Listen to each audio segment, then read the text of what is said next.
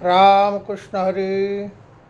मित्रांनो, ज्ञानेश्वर माऊलींच्या हरिपाठातला 25व्या अभंगाचं निरूपण आपण आज पाहणार आहोत.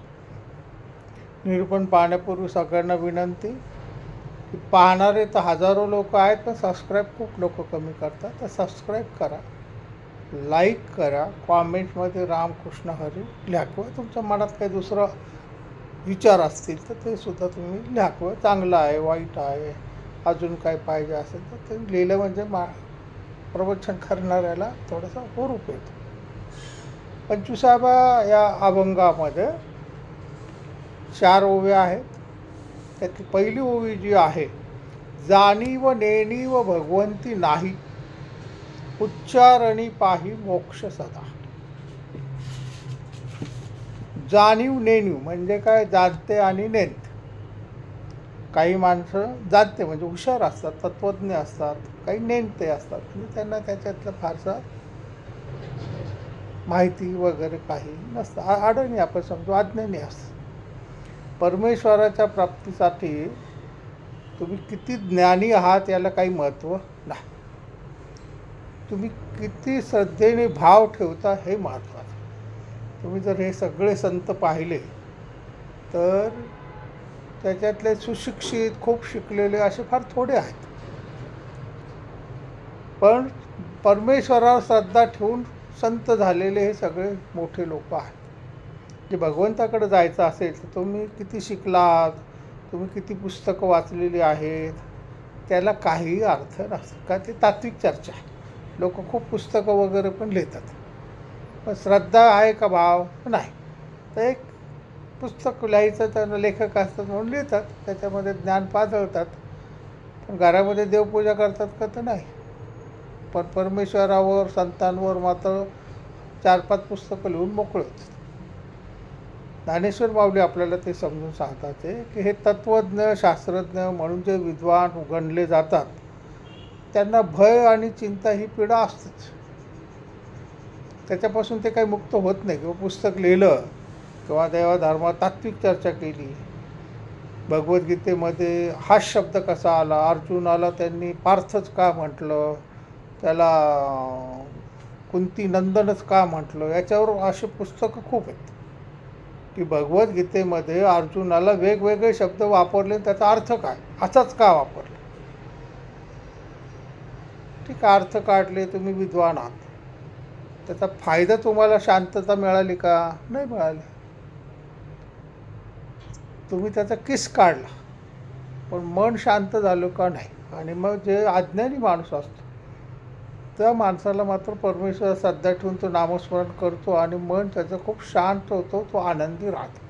त्याच्यामुळे आनंद मिळवणं ही जी गोष्ट आहे ही तुमच्या हुशारीवर नसते, तर तुमच्या श्रद्धेवर अवलंबून असते. ज्ञानेश्वर माऊली तेच सांगतात, जाणीव नेणीव भगवंती नाही. भगवंताकडे जायचं असेल तर तुम्हाला हुशार, अज्ञानी, विद्वान याचा काहीही फरक पडत नाही. भगवंताकडे तसं काही नसतं. उच्चारणी पाही मोक्ष सदा. आता मोक्ष मिळवणं ही जी आपल्याकडे संकल्पना आहे की मृत्यूनंतर स्वर्गात जाणं म्हणजे मोक्ष नाही, तर आपल्या जिवंतपणीच वासना नष्ट होणं, आपल्या अपेक्षा नष्ट होणं आणि मन शांत होणं, हाच मोक्ष मानला जातो. की आपल्याला कोणत्या गोष्टीचं दुःख होत नाही, कोणत्या गोष्टीची अपेक्षा राहत नाही.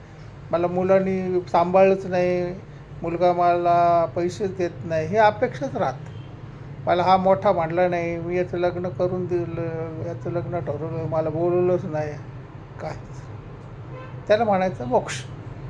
मोक्ष म्हणजे वासनेची शांती. आता ही जी शांती आपल्याला मिळायची आहे ती फक्त नामस्मरणाने शक्य होते. कारण नामस्मरणाने काय होतं की आपल्याला परमेश्वराच्या रूपाची जाणीव व्हायला लागते आणि आपल्या वासना आपोआप नष्ट होत राहतात. एकनाथ महाराज त्यांच्या एका अभंगात सांगतात, नामा सरिसाची हरी रिघे हृदय माझा. म्हणजे नामस्मरणाने परमेश्वर हृदयामध्ये रिघे म्हणजे दिसायला लागला, तेने धाके अभ्यंतरी हो लागे पुरी हृदय शुद्ध. त्यांनी काय होतं तर आपलं हृदय पूर्ण शुद्ध व्हायला लागतं. कोणाबद्दल राग, लोभ, द्वेष, मद, मोह, मत्सर सगळं नाहीसं व्हायला लागतं. आणि मग काय होतं, तेव्हा प्रपंच सांडून वासना जडून ठाके जनार्दना, अहंकार सोडून अहमपणा, सोहम सदना माझी रे. म्हणजे तेव्हा प्रपंच सांडून, प्रपंच म्हणजे काय की आपण जो संसार करतो, घरदार पाहिजे, सामानच आणायचं, सोफाच भारी पाहिजे, गाडीच भारी पाहिजे, ह्या ज्या संसारात प्रपंच आहे त्याच्यातल्या भावना वासना कमी व्हायला लागतात आणि परमेश्वराकडं आपल्या वासना जाऊन जडून जातात. म्हणजे आपल्याला परमेश्वराची फक्त आस राहते, बाकी कोणत्याही गोष्टीची आस राहत नाही. म्हणजे याचा पहिल्या ओळीचा अर्थ असे की केवळ श्रद्धेने परमेश्वर पावतो, पंडित असणं त्याच्यासाठी गरजेचं नाही. किंवा तुम्ही विद्वान आहेत म्हणजे तो माणूस जास्त मोठा भक्त, किंवा तो संस्कृतमध्ये श्लोक म्हणतो म्हणून तो मोठा भक्त. आता मी काही जणांना ज्योतिष कार्यालय माझं, तुम्ही लोकांना मंत्र सांगतो, हा मंत्र म्हणा, तर काका आम्हाला ते येणार नाही हो मंत्र. पण ठीक आहे, तू नुसतं भगवंताचं तुला जे आवडतं ते नाव, दत्ताचं मंत्र सांगितलं नाही येत नाही, गुरुदेव दत्त म्हणशील का एवढं होईल. शनीचं मंत्र नाही येत, ओम शनिदेवाय नमः, एवढं देवाला भावप्रिय आहे. तुम्हाला संस्कृतमध्ये म्हटलं का, हिंदीत म्हटलं का, चिनी भाषेत म्हटलं, याला काही महत्त्व नाही, देवाला भाव कळतो. दुसऱ्या ओळीमध्ये ज्ञानेश्वर माऊली सांगतात, नारायण हरी उच्चारव नामाचा, तेथे कळी काळाचा रीग नाही. लक्षात घ्या, भगवंत आपल्याला पुन्हा पुन्हा तो विषय सांगतात पण त्याचा अर्थ वेगळा वेगळा असतो. नारायण हरी उच्चार नामाचा, तेथे कळी काळाचा रीग नाही. आता कळी काळ त्याचे अनेक अर्थ आपल्याला निघतात. काहींना कळी काळ म्हणजे मृत्यू असं वाटतं, तसं नाही. कळी काळ म्हणजे वाईट काळ असा आपण अर्थ त्याचा पहिला जर धरला तर कळी काळाला रीग नाही म्हणजे प्रवेश नाही. कळी काळ वाईट काळ माणसाच्या जीवनामध्ये प्रत्येकाकडे येतच असतो. सर्वजण कायम सुखी आहेत असं कधी नसतं, त्याला कोणता तरी दुःख येतं, कधीतरी वाईट काळ त्याला येतो. आपल्याकडं लोकांच्या 7:30 आली, 7:30 आली म्हणजे काय की एक थोडासा वाईट काळ आपल्या जीवनामध्ये येतो. प्रत्येक गोष्ट आडल्यासारखं होतं, मनस्ताप होतो, काहींना आर्थिक नुकसान होतं, काहींना शारीरिक नुकसान होतं, नाही का, कोणाचं व्यवसायामध्ये त्रास होतो, तर त्याला आपण वाईट काळ असं म्हणतो. आता जिथं दुसरा शब्द आहे कलियुग, कळीकाळ म्हणजे काय, कलियुग. आता कलियुगाचं वैशिष्ट्य भगवंतांनी समजून सांगितले की कलियुगामध्ये लबाडी, मोह, माया याचा जास्त उद्रेक होईल. भाऊ भावाला फसवेल, वडील मुलं विकतील. पूर्वी आता गाय शेण विकत होतं, त्याचं आता भागवतात वर्णन आहे की कळीकाळ म्हणजे काय, लोक दूध विकतील, शेणसुद्धा विकतील. जे वाईट म्हणजे पूर्वी राजा प्रजेचा काळा करायचा, तर आता राजा प्रजेचा छळ करेल, त्या प्रजेला लुबाडेल. हे भागवतच सांगितलेलं किती 5000 वर्षापूर्वी. की कळीकाळ म्हणजे काय की सगळ्या गोष्टी उलट्या होती.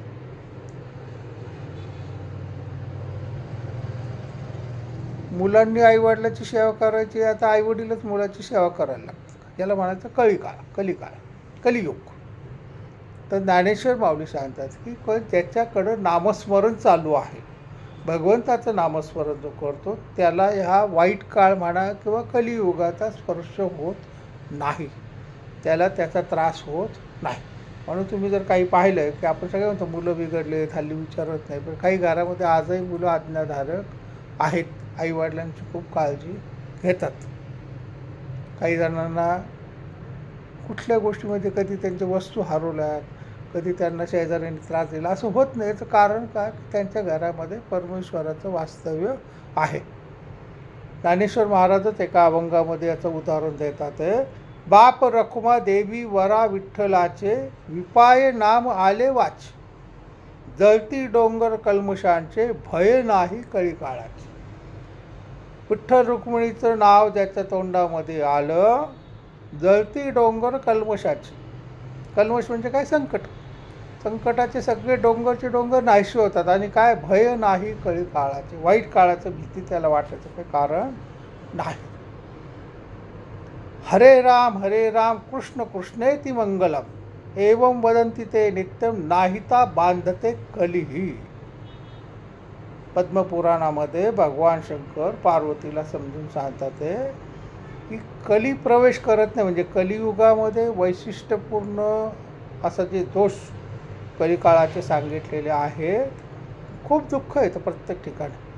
तर ज्याचं हरे राम कृष्ण कृष्णेती मंगलम, रामाचं कृष्णाचं स्मरण जो माणूस करतो त्याला हे दुःख त्रास देत नाहीत.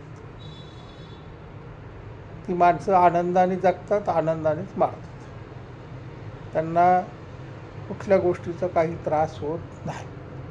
किती महागाई वाढली तरी ते आनंदाने संसार करतात. किती मुलं वाईट निघाली तरी त्यांना वाईट वाटत नाही. पण अशा लोकांची मुलंसुद्धा वाईट निघत नाहीत. त्यांच्या नोकऱ्या अचानक जात नाहीत. त्यांच्या घरामध्ये अपमृत्यू होत नाहीत. त्यांच्या मुली पळून गेल्या असं होत नाही. नामस्मरण केल्याचे काय फायदे असतात तर हे फायदे असतात.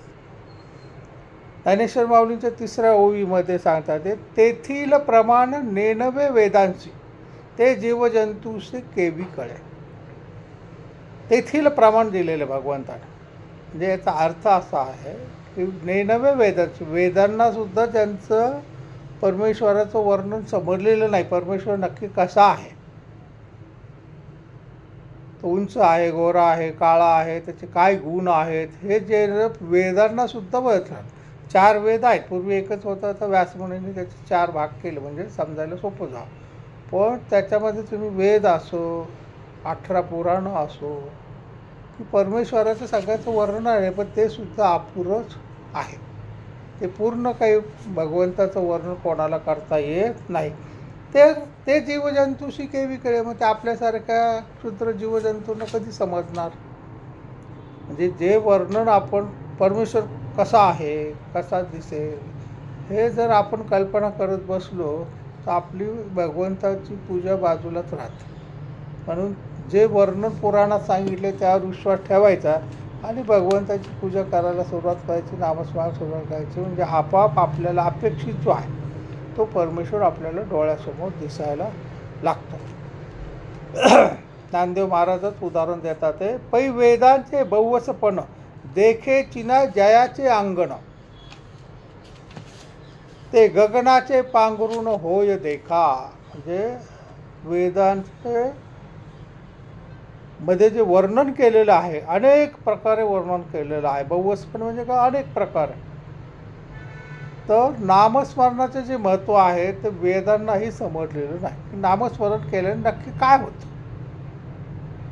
किती पुण्य मिळतं, कोणते संकट दूर होतात, कोणते आजार बरे होतात. तुम्ही आता अनेक वेळा वाचलं असेल की डॉक्टर लोकसुद्धा रामरक्षा म्हटल्याने बरे झालेले पेशंट त्यांनी पाहिले. आता पेशंट खूप सिरियस आहे, उद्या सकाळपर्यंत जगण्याची अपेक्षा नाही. त्या आजारी माणसाच्या बायकोने रामरक्षा म्हणायला सुरुवात केली आणि तो आजारी पडलेला नवरा तिच्याबरोबर मांडण्याचा प्रयत्न करायला लागला. सकाळी डॉक्टर आले तर पेशंट एकदम ठणठणीत पाहतो. काय केलं तुम्ही? म्हणजे काही नाही, आता माणूस जाणार म्हणून मी आपलं रामरक्षा म्हणत बसले की मृत्यूसमय राख. तर हे पण माझ्या मागं म्हणायचा प्रयत्न केला अर्धवट आणि ते सकाळी डॉक्टर सगळं तपासणी तो लावून एकदम ओके झालेत. अशी उदाहरणंसुद्धा तुम्हाला पाहायला मिळतील. म्हणजे रामचं नाव घेतल्याने नक्की काय होतं, प्रत्येकाचा अनुभव वेगळा. म्हणजे हा अनुभव स्वतः घ्यावा लागतो. दुसऱ्याचा ऐकून आपल्याला त्याचा आनंद मिळत नाही. साखर स्वतः खाल्ली की किती गोड आहे समजतं, नुसतं वर्णन ऐकून तिची गोडवा समजत नाही. आणि ज्ञानेश्वर माऊलींच्या या अभंगात 4थी ओवी आहे, ज्ञानदेव फळ नारायण पाठ, सर्वत्र वैकुंठ केले असे.